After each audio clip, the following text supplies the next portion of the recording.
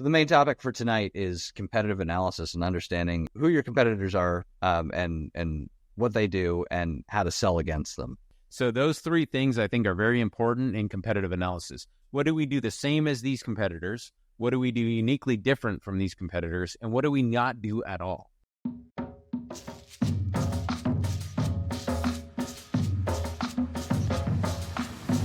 Welcome to Altar of the Demo Gods.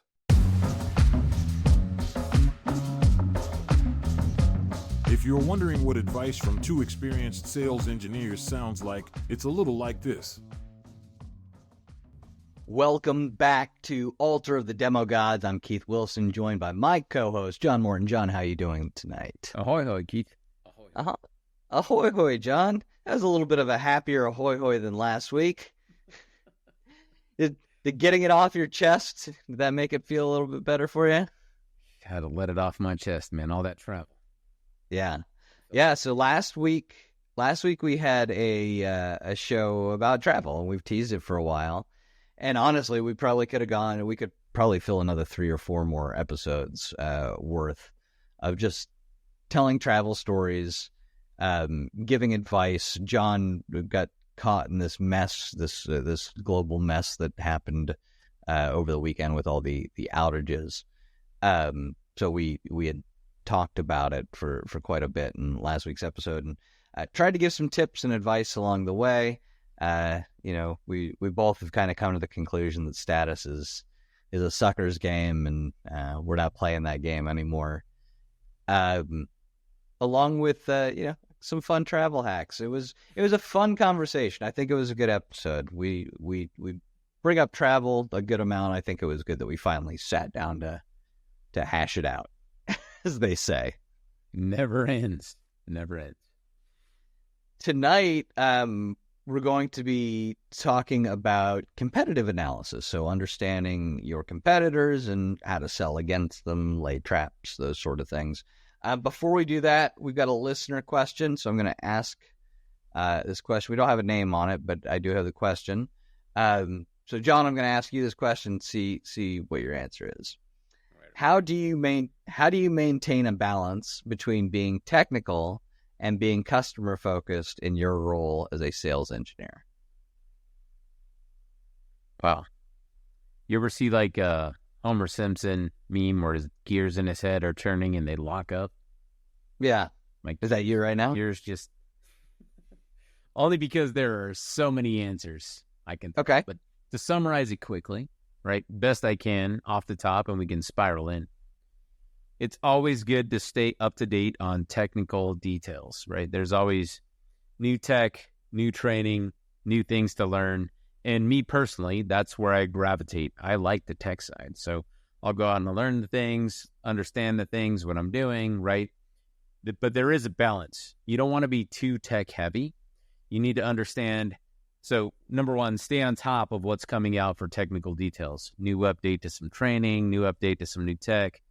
Read those things, understand those things. But as a technical seller, as an SE, where the value comes in is meeting the customer where their needs are. So even if you're learning these new things, if you're in the back of your mind thinking, how can I apply this to a customer I have or to a prospect I'm trying to work with? What is the business value of what I'm trying to do? That's a personal process that I like to go through. Learned a new tech thing. Is this applicable to one of my customers or one of my prospects that I may be looking at? That's where I try to find that balance. It's just a measure of cadence, routine, right? Staying up to date, plugged into these technical updates, and then marrying them to where I'm at. Hopefully that helps our guest asking the question.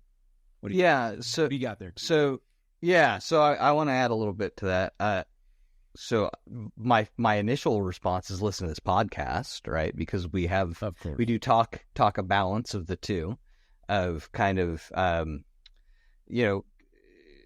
balance between being technical and being customer focused. What I'm asking here, or what the question to me is, how do I balance these two skill sets that are related but different, right?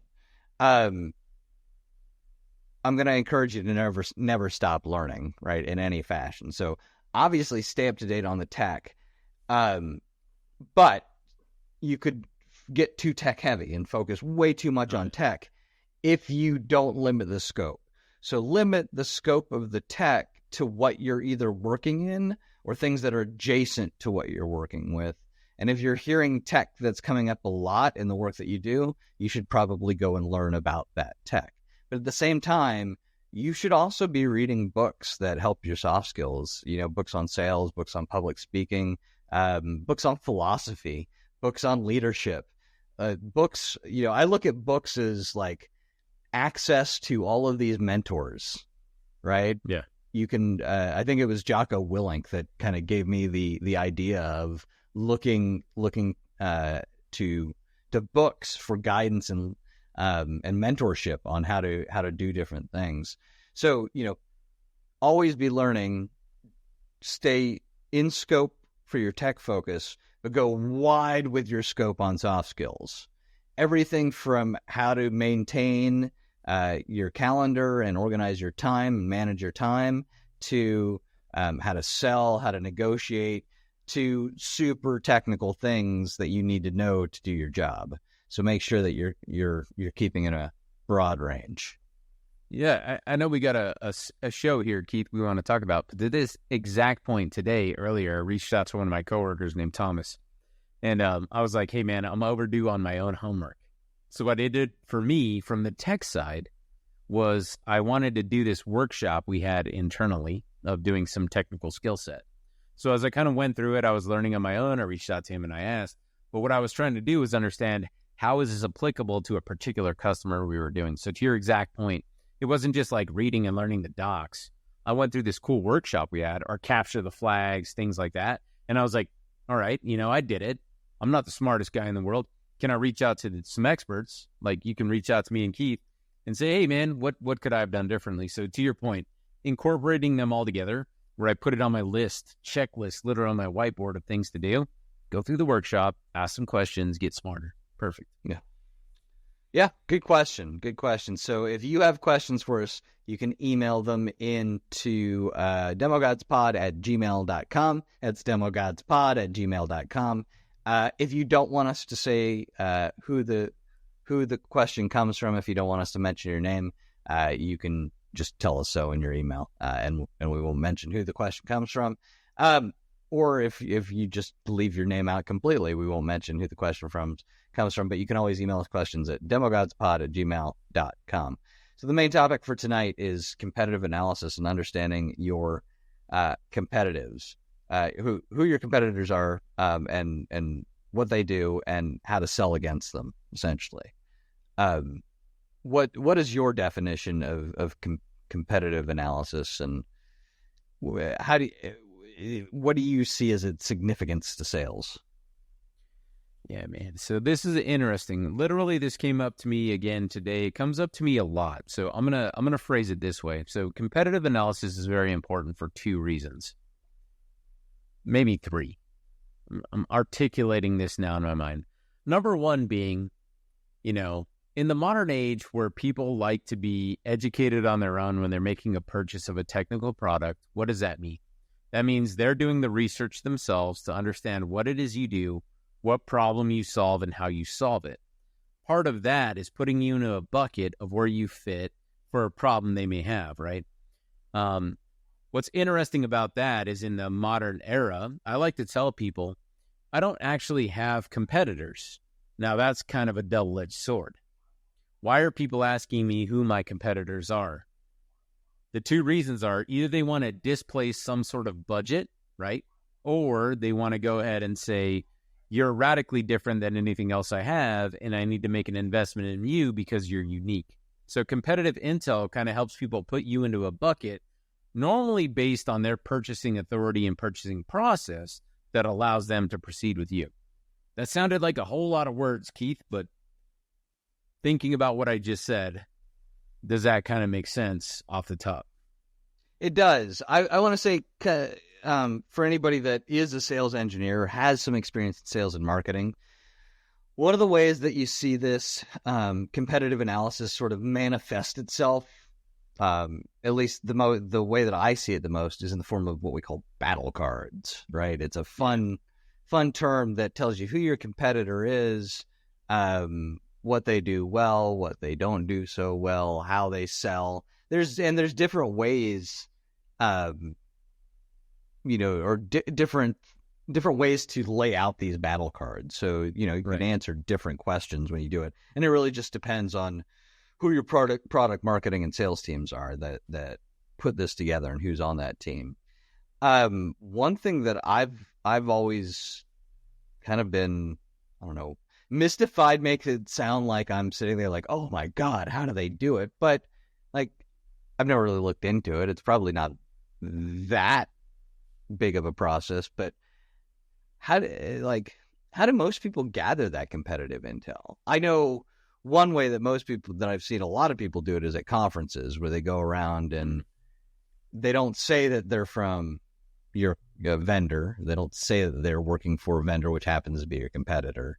And their badge doesn't say that. They register as XYZ company, some company that's probably doesn't even exist.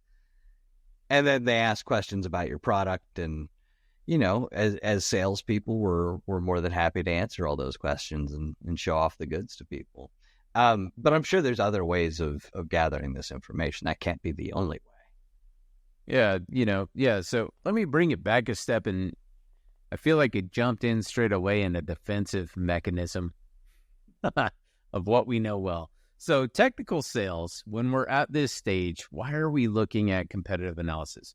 We want to know who else is out there and why should somebody buy something that's like us, right? So to Keith's point, what are the customers doing for their own research? To Keith's point, you can do in-person conference interviews. That's one way, like go see what they do, get a demo.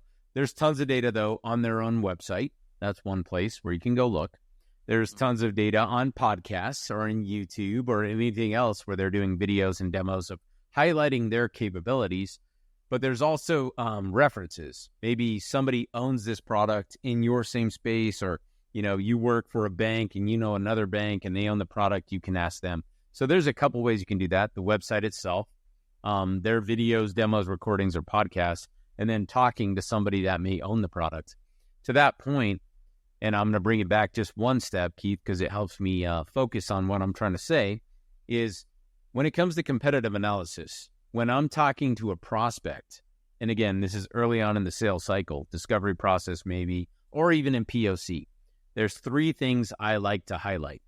I like to highlight either what I do the same as this competition. So we do the analysis, I figure out I do the exact same thing, right? Mm-hmm. I like to highlight what I do uniquely.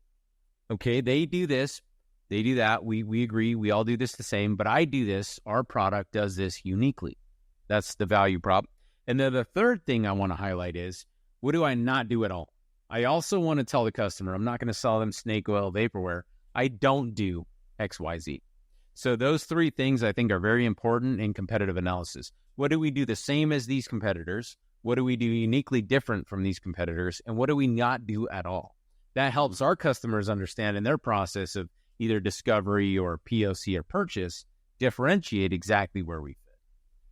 Yeah. And it helps you as the sales engineer if you're at the point to where you're still educating your customer, right? And right. You're still trying to understand their problem, and maybe they're still trying to understand their problem. This is you have the opportunity to shape their opinion on what that problem is, and you want to make sure that you understand those three different categories. What do our competitors do?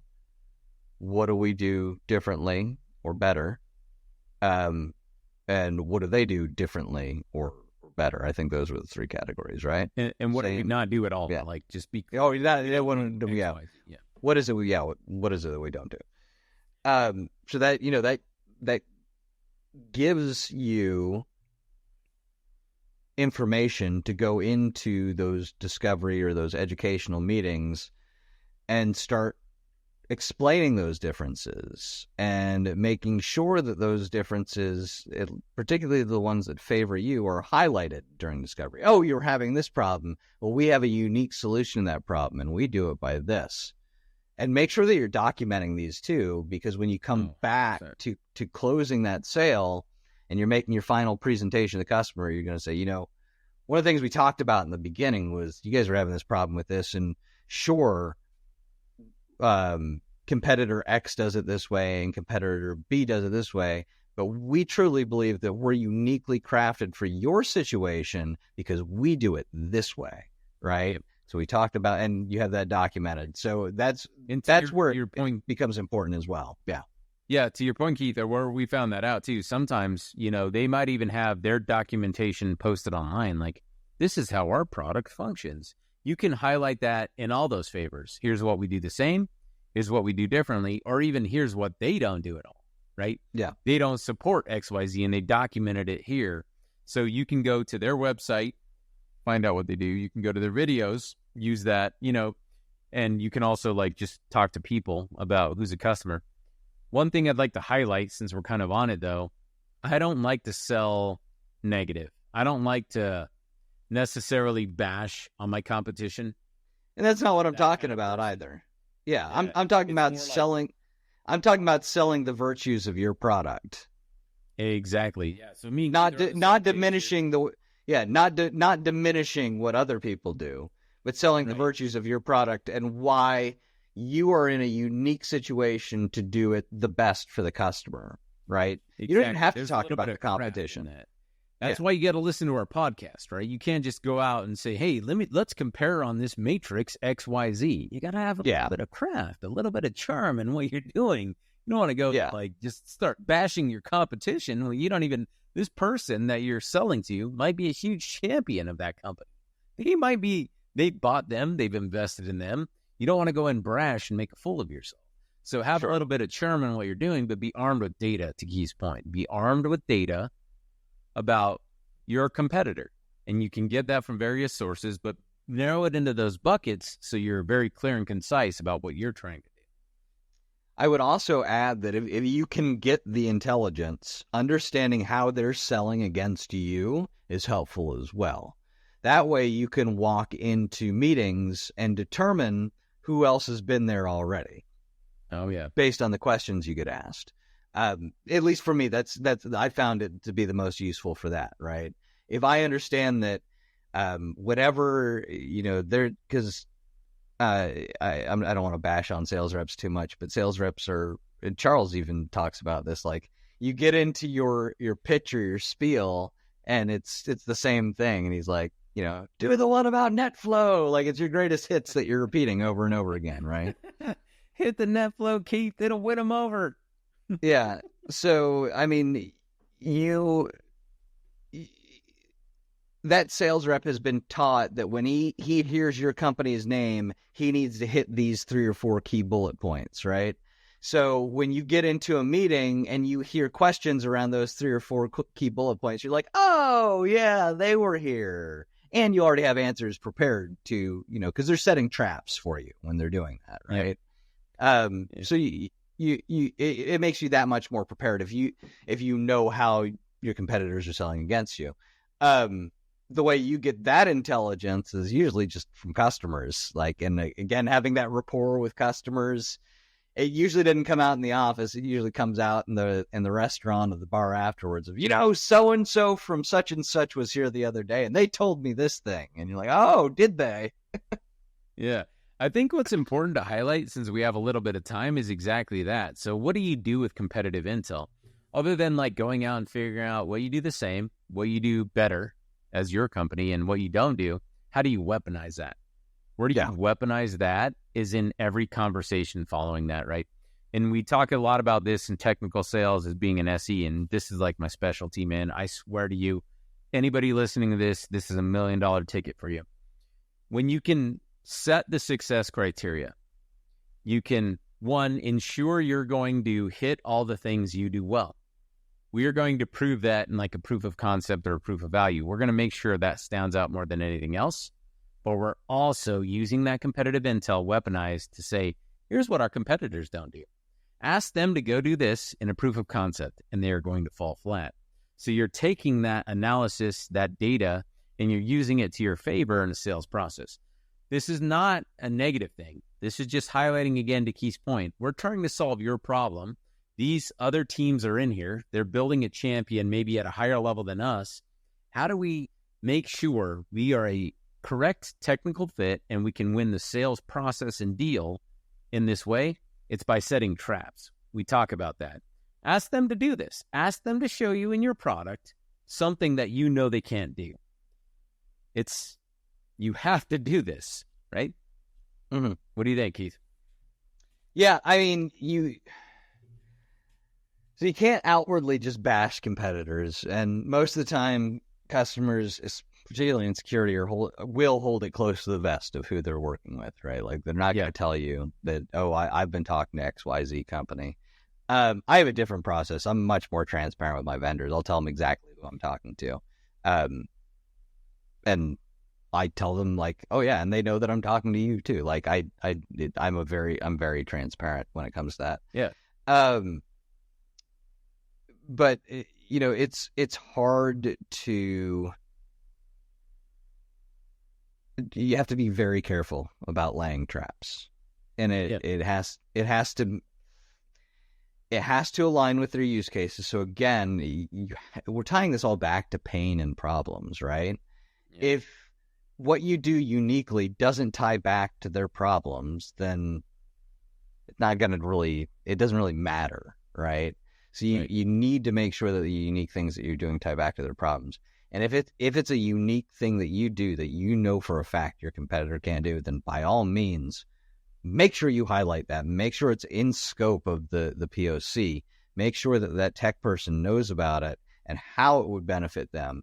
Not only that, if you know enough about the competitor to be truthful in your statement, explain that they can't do this, and maybe even give them a workaround that they would give you in that product, right? Like if you were to call support and they go, oh, well, we don't do that. That's a feature request, but you could do this. Do that as the SE. If you know the competitor product well enough, you go, okay, well, they don't do that. They do it this way, which I don't know, that might work for you, but I think we do it better. Like, I think this is a better way to do it personally. Right.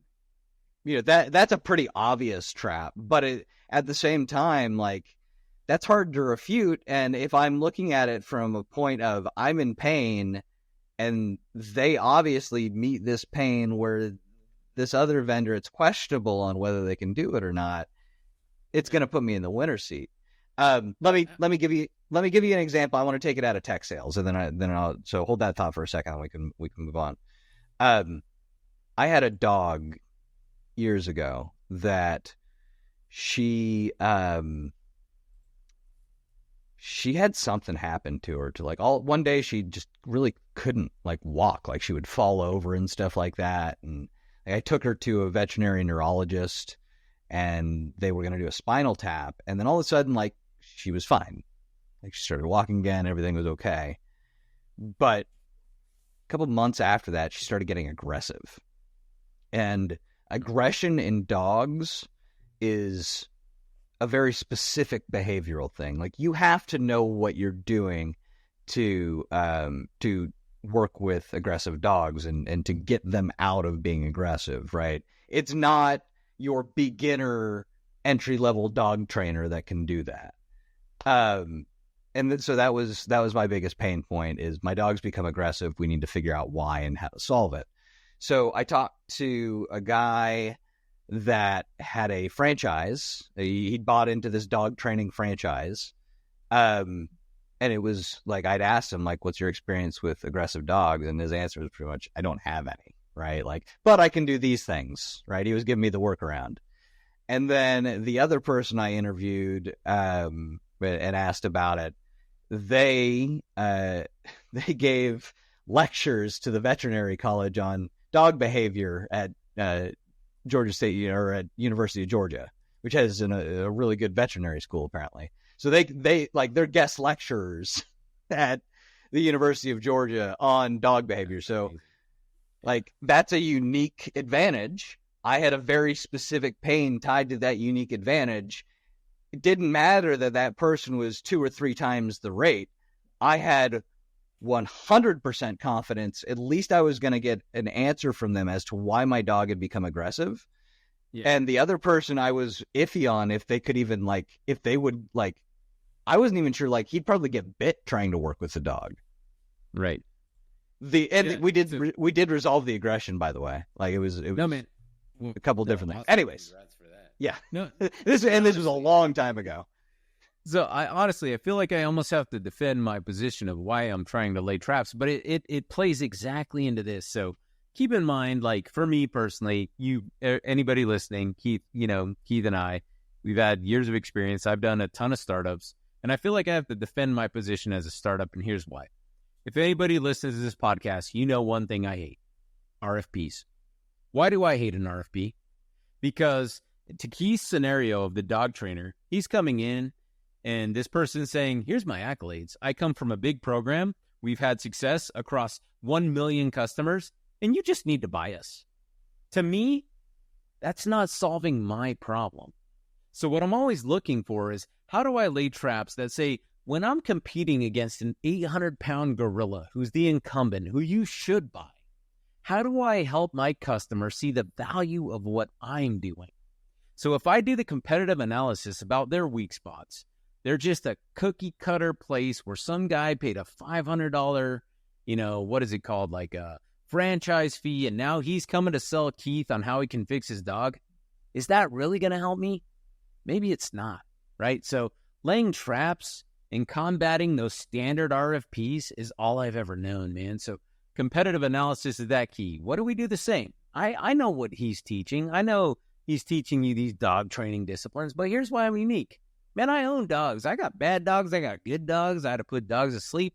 I got dogs I loved, I'm trying to make it more unique to me. And I'm also trying to tell you, here's what I don't do, right? So just bringing it back a little, that's what I'm trying to do with competitive analysis, is exactly that. Selling the value of me uniquely versus that 800-pound gorilla who's showing up with I paid the franchise fee. You should pay me because we're the experts. Clearly that's not the case. So, sure. Didn't mean to make it weird, but, I'm just putting it out. Well, I mean, I can 100% relate. I've worked, like you, I've worked for all size companies. I've worked for the little guy. I worked for the big corporations. So I've been around. John, believe it or not, it is that time in the show where we talk about what we've been talking about and kind of summarize our couple of points. And then we say goodnight or goodbye to our listeners, and we see them again next week. So I'll go first, and then I'll let you go, and we'll close out the show. So your first introduction, or most obvious introduction to competitive analysis, will most likely be battle cards. So if you are working at a company and you're fairly new to it and you want to get a lay of the competitive landscape, remember that term and ask your leadership, hey, do we have battle cards somewhere that I can take a look at? It's a good place to start your competitive intel. You also need to understand how your competitors, to me anyways, one of the best forms of intelligence is understanding how your competitors sell against you, understanding the traps that they're laying for you, understanding what they are saying about you. It just makes you a better, more professional sales engineer and more ready to answer discovery questions that you don't even need to ask the customer. And then also, when you're laying traps and you're using this competitive information, tie it back to pain. If it's not tied to pain, you're not going to make a sale. If it does not hurt me, I'm not going to spend the money on it. If I have no emotional attachment or no incentive at all to getting this thing done, then who cares? So always tie it back to pain. John, what do you got? I only got two things, Keith. Number one, in the modern era, I like to say I'm friends with everyone, selling what we sell. But most of the time, our buyers are trying to displace some spend that they already have. So you have to have competitive intel. They're trying to look to where they can spend dollars they've already budgeted on you. How do you do that? My 3 points, I'm going to reiterate again. I will never stop saying them. What do we do the same? What do we do better? And what do we not do at all? If you can articulate those things and amplify on what we do better, that value displacement, you can either displace that budget or find new budget to help them buy what you're selling. So simple as that. Know your enemy, know your competitor, help whoever's the champion make the right decision in buying you. Awesome. Well, if you enjoyed tonight's episode, please like, share, subscribe, all that stuff. Tell your friends about us. If you're watching on YouTube, make sure that you keep watching. If you're listening to us on wherever you get your podcasts, make sure that you subscribe so you get us fresh every week. We release new episodes every Monday. And we're pretty much anywhere you can get podcasts. You can download the show. If you're still unsure, if you're like, Keith, I need a list. I just need links. Just tell me where to go. Go to demogodspod.com. The very top, you'll see a list of links of where you can listen to us or watch us, along with blog posts and all that good stuff. If you have questions for us or think you'd be a good guest for the show, you can email us at demogodspod@gmail.com. That's demogodspod@gmail.com. John, this has been a fun episode. I learned a bit, as always, and I think it was a good discussion. And hope to see you and our listeners again next week here on Altar of the Demogods.